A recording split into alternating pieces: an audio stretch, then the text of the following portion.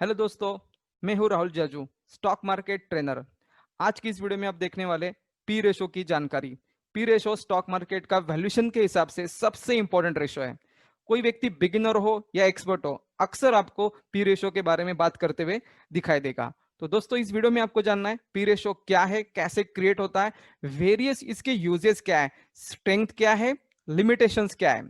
दोस्तों, इसी P ratio में आप जानेंगे कंपनी का पी रेशो क्या होता है, इंडस्ट्री का पी रेशो कैसे बनता है, हाँ, स्टॉक मार्केट का पी रेशो क्या है, और इन सारे चीजों को इकट्ठा बेहतरीन एप्लीकेशन कैसे करना है जब आप एक ट्रेडर या इन्वेस्टर बन के मार्केट में उतरना चाहेंगे। तो दोस्तों, चलते हम पी रेशो के सफर पे। वंश वीमैक इन्वेस्टर। चलो दोस्तों, जानते हैं पी रेशो के बारे में सब कुछ। पी रेशो कैसे बनेगा? पी रेशो का फुल फॉर्म है price to earning ratio. Price means share की प्राइस। ई का मतलब होता है अर्निंग पर शेयर, और इन दोनों को यूज करके आप रेशो बनाएंगे कॉल्ड एज पी रेशो। तो उसका फॉर्मूला क्या है? शेयर के मार्केट प्राइस को आपको उसी कंपनी के अर्निंग पर शेयर से डिवाइड करना है, जिससे आपको मिलेगा पी रेशो। तो दोस्तों, पी रेशो निकालने की अगली स्टेप है कि आपको सबसे पहले एक चीज जाननी है called as earning per share. तो पहले जानते हैं अर्निंग पर शेयर कैसे निकालते हैं। अर्निंग पर शेयर निकालने का फॉर्मूला है कंपनी का जो बिजनेस का प्रॉफिट है, खास करके वो प्रॉफिट जिस प्रॉफिट से आपने इनकम टैक्स पे कर दिया है, और अब जो बचता है उसको कहते हैं प्रॉफिट आफ्टर टैक्स अथवा नेट प्रॉफिट। इसको आपको क्या करना है? डिवाइड करना है कंपनी के ऑल इश्यूड शेयर से, जो पब्लिक प्लस प्रमोटर होता है। एग्जांपल लेते हैं हम सिप्ला का। सिप्ला का 2019-20 मार्च इस फाइनेंशियल ईयर एंड का प्रॉफिट आफ्टर टैक्स है 1546 करोड़, 1546 करोड़, और कंपनी के ऑल इश्यूड शेयर से ऑलमोस्ट 80 करोड़, 62 लैक्स। तो सिप्ला का 2019-20 का ईपीएस बनता है 19 रुपए 19 पैसे। सो दोस्तों, ईपीएस का मतलब क्या होता है? ईपीएस का मतलब होता है कि सिप्ला जैसी कोई कंपनी पिछले साल बिजनेस में जो नफा कर रही है, उस नफे का पोर्शन एक इक्वल शेयर के पीछे 19 रुपए आता है। मतलब सिप्ला एक साल में एक शेयर के पीछे बिजनेस में जो प्रॉफिट जनरेट कर रही है वो 19 रुपीज 19 पैसे है। सो दोस्तों, बारी आती है पी रेशो निकालने की। पी रेशो कैसे निकालेंगे? पी रेशो का फॉर्मूला तो हमको पता चला है। तो पी रेशो कैसे निकालने हैं? शेयर की जो मार्केट प्राइस है करंट, जिसको आपको डिवाइड करना है उसके last year earning per share से, तो बन जाएगा आपके लिए पी रेशो। एग्जांपल लेते हैं सिप्ला का। सिप्ला का पी रेशो आप कैसे निकालेंगे? सिप्ला का लास्ट ईयर ईपीएस को करंट मार्केट प्राइस से डिवाइड करना है। जैसे एग्जांपल में आप देख सकते हैं कि सिप्ला की करंट प्राइस 26 जून 2020 की है 634 रुपीज, और सिप्ला का लास्ट फाइनेंशियल ईयर 2020 मार्च, जहां उसके 12 महीने खत्म होते हैं, यहां उसका अर्निंग पर शेयर है 19 रुपीज 19 पैसे। तो सिप्ला का करंट पी रेशो 26 जून 2020 को आता है 33.03। दोस्तों, सिप्ला का पी रेशो 33 का मतलब क्या है? 33 का मतलब होता है कि सिप्ला की जो करंट मार्केट प्राइस है 634, जहां ये हम शेयर खरीद रहे हैं, ये मार्केट प्राइस सिप्ला की खुद की जो लास्ट ईयर की कमाई है 19 रुपीज 19 पैसे, इससे हम 33 टाइम्स एक्स्ट्रा दाम पे करके उसको खरीद रहे हैं। मतलब सिप्ला की कमाई एक शेयर के पीछे मान लो 1 रुपया है, और हम ये शेयर 1 रुपये कमाई रहने वाला 33 रुपीज पे खरीद रहे हैं। कमाई 1 रुपया और बाइंग 33 टाइम्स कॉस्टली हो रही है। सो क्या दोस्तों, एक स्मार्ट बायर के लिए पी रेशो कैसा चाहिए? हायर 33 के मुकाबले में 35-40 की लोअर 25-30। दोस्तों, जब बात स्मार्ट बायर की होगी, तो स्मार्ट बायर हमेशा ही चाहता है शेयर मार्केट में कि पी रेशो कम हो। सो दोस्तों, अभी हमने देखा कि पी रेशो का रीडिंग क्या है। सिप्ला का पी रेशो 33 है, इसका मतलब क्या है? तरह तरह की बातें होती है कि हम कहते हैं कि कमाई 1 रुपया है और हम शेयर खरीद रहे हैं 33 पे। तो दोस्तों, बायर के लिए पी रेशो कैसा चाहिए? रिलेटिवली कम। अगर सिप्ला का पी रेशो आज 33 है, अगर आगे चल के अगर वो 25-20 पे उपलब्ध है, तो हम कहेंगे कि शेयर चीपर वैल्यूएशन में मिल रहा है। दोस्तों, सिप्ला का पी रेशो 33 का और मतलब क्या निकलेगा? सिप्ला की पी रेशो 33 का ये मतलब हो सकता है कि आप जो 634 रुपीज पे सिप्ला का शेयर खरीद रहे हैं, ये 634 रुपीज आपके वसूल होने के लिए 33 ईयर्स लग सकते हैं। जी हाँ दोस्तों, 33 ईयर लग सकते हैं। कब? जब सिप्ला आज अगर 19 रुपीज कमा रही है, यही कमाई अगले 33 ईयर्स कंसिस्टेंट रखे तो आपके 634 रुपीज वसूल होने के लिए 33 ईयर्स लगते हैं। जी हाँ दोस्तों, अलग अलग प्रकार के मीनिंग लोग लेते रहते हैं। 33 ईयर्स तब लग सकते हैं जब अगले 33 ईयर कमाई इक्वल रहेंगी, स्टेबल रहेंगी 19 रुपीज तक।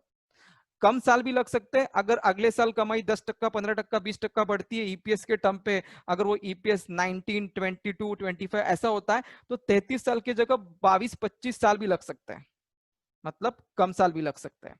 दोस्तों पी रेशो 33 का मतलब ये भी हो सकता है कि आपने जो आज शेयर का दाम पे किया है वो वसूल होने के लिए 33 साल भी लग सकते हैं या इससे ज्यादा भी लग सकते हैं। तब जब आगे चल के कंपनी का बिजनेस स्लो होगा तो ईपीएस कम होगा, तो आपकी ये 634 रुपए वसूल होने के लिए 33 साल नहीं 40-50 साल भी लग सकते हैं।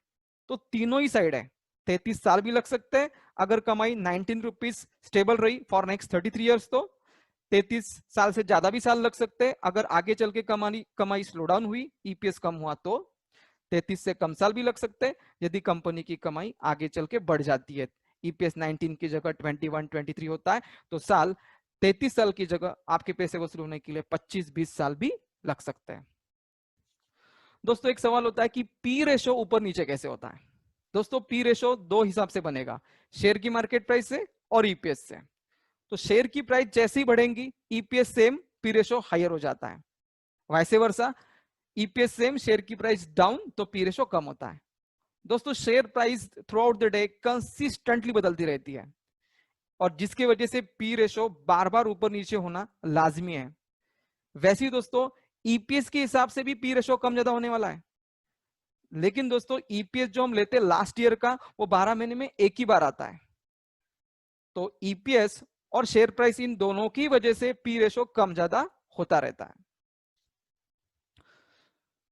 तो दोस्तों जानते हैं कि पी रेशो का इस्तेमाल सबसे बेहतरीन कैसे कर सकते हैं। इसी एग्जांपल को हम आगे बढ़ाते हैं। सिप्ला की इस एग्जांपल में मैंने क्या किया है, इसी इंडस्ट्री की बाकी के दो कंपनियों को लेके एक पीयर ग्रुप कंपैरिजन किया है। जैसे आप देख सकते हैं कि सिप्ला की मार्केट प्राइस करंटली मैंने ली है 634, ईपीएस 19.19 है और इसका पी रेशो आता है 33। तो क्या सिप्ला 33 पी रेशो पे महंगा है? दोस्तों इस प्रकार से इंडिपेंडेंट कहना कि सिप्ला के लिए 33 पी रेशो चीपर है या कॉस्टली है, इनजस्टिस होगा। आपको उसी सेक्टर के बाकी के रिलेटिव समान बिजनेस रहने वाली कंपनियों के साथ इसका कंपैरिजन करना चाहिए। तो हम देख रहे हैं कि चोटी की टॉप 5 कंपनी में आने वाली फार्मास्यूटिकल कंपनी हमने ली है Cipla, Sun pharma and Lupin. अगर आप ये देख सकते हैं कि सिप्ला का पी रेशो 33 है, सन फार्मा का पी रेशो 30 है, लुपिन का पी रेशो 7.57 है। भले तीनों कंपनियों की शेयर प्राइस अलग है, सिप्ला 634 पे, सन फार्मा 479 पे, लुपिन 926 पे। अगर किसी नए व्यक्ति को पूछा जाए जो शेयर मार्केट में हाल ही उतरा है, ज्यादा कोई स्टडी नहीं कर रहा है, कि इन तीनों में से कौन सा फार्मास्यूटिकल स्टॉक सस्ता है, तो दोस्तों वो क्या बोलेगा? वो बोलेगा सन फार्मा सबसे चीपर है 479 पे, क्योंकि लुपिन तो उससे डबल कॉस्टली है और सिप्ला थोड़ा और ज्यादा कॉस्टली है। दोस्तों ये कोई शेयर मार्केट में स्टडी नहीं है, वैल्यूएशन का कोई लैंग्वेज नहीं है। शेयर मार्केट के बाहर जो हमारी वास्तविक दुनिया है, इसमें ये आंकड़े महंगे हो सकते हैं 926 और रिलेटिवली चीपर हो सकते हैं 479। तो दोस्तों अगर वैल्यूएशन के हिसाब से जानने की कोशिश करें कि लुपिन की जो शेयर प्राइस है 926, ये उसके लास्ट ईयर ईपीएस से 122 रुपए से 7 टाइम कॉस्टली है। अगर सिप्ला, सनफार्मा और लुपिन इन तीनों के बीच में अगर हम ये जानने की कोशिश करें कि कौन सा स्टॉक चीपेस्ट है, प्राइस वाइज चीपेस्ट कि वैल्यूएशन वाइज चीपेस्ट, दोनों का अर्थ एक ही होता है। यदि आप वैल्यूएशन वाइज चीपेस्ट निकाले तो वो प्राइस वाइज चीपेस्ट है ही है, इसका इनडायरेक्ट मतलब है। लेकिन अगर प्राइस वाइज चीपेस्ट निकाले तो इसका कोई मतलब नहीं होता क्योंकि वैल्यूएशन वाइज चीपेस्ट है। तो दोस्तों लुपिन ये स्टॉक सबसे चीपेस्ट है क्योंकि इसकी मार्केट प्राइस ईपीएस से ओनली 7 टाइम कॉस्टली है। सबसे महंगा स्टॉक अगर आप देखें तो सिप्ला होता है। तो इस तरह से आप पी रेशो को यूज कर सकते हैं विद इन इंडस्ट्री। समान बिजनेस मॉडल रहने वाली कंपनियों का अंदर अगर जिसका पी रेशो कम है वो रिलेटिवली चीपर है, और समान बिजनेस मॉडल रहने वाले कंपनियों के बीच में अगर किसी का पी रेशो ज्यादा है तो रिलेटिवली वो कॉस्टली और महंगा शेयर है, ऐसा आप कह सकते हैं। दोस्तों ये एक सोच ये भी होती है कि जिसका पी रेशो ज्यादा है उस इंडस्ट्री में वो महंगा ही स्टॉक है क्या, तो इसका दूसरा कतई मतलब नहीं, ऐसा नहीं है। दोस्तों पी रेशो ये ऑटोमेटिक क्रिएट नहीं होता, मार्केट के जानकार expert trader investor market price के तहत पी रेशो एक रिवॉर्ड रेशो दे देते हैं शेयर प्राइस को। तो अगर सिप्ला का पी रेशो 33 है तो ये भी कहता है कि सिप्ला के फाइनेंशियल स्ट्रांग है, मे बी सन फार्मा और लुपिन से ग्रोथ अच्छा है, मार्जिन ज्यादा है, consistent sustainability in profit in the future है, इन सबका रिवॉर्ड मतलब सिप्ला का पी रेशो 33 हो सकता है। और ये आपको चेकआउट करना पड़ेगा फाइनेंशियल और फंडामेंटल को मिक्सअप करके। तो आप ये नहीं कह सकते कि सिप्ला का पी रेशो 33 है इसमें एक्सट्रीमली कॉस्टली शेयर है यू डजंट बाय, और उसका दूसरा कतई मतलब ये नहीं होता है कि लुपिन का पी रेशो 7 है तो चीपेस्ट ऑन द प्लैनेट है यू शुड बाय। दोस्तों इसके लिए आपको relative comparison within a pharma sector Cipla, Sun Pharma और लुपिन के बीच में करनी पड़ेंगी, तो जाके क्वाइट जस्टिफिकेशन आपको आएगा कि लुपिन 7 पे रियली चीपर है क्या और सिप्ला 33 पे कॉस्टली है क्या।